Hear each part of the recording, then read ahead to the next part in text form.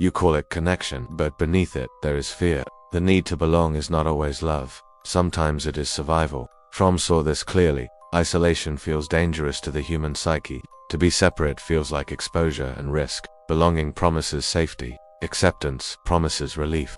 The cost is rarely questioned. You adapt your voice, your values, your truth, not because you're weak, but because exclusion once felt unbearable. The group replaces the self. Agreement becomes protection. Difference becomes threat. You confuse being liked with being safe, so you trade authenticity for approval quietly. Fromm called this the escape from freedom, choosing comfort over responsibility. Freedom requires standing alone. Belonging avoids that test. The crowd absorbs anxiety. It also absorbs identity. Over time, you forget what you actually feel. The fear is not rejection, it is self-reliance. To belong deeply, you must first exist independently. Otherwise, connection becomes dependence. True belonging does not require self-erasure. It begins with inner solidity. When you can stand alone, belonging becomes choice, not need.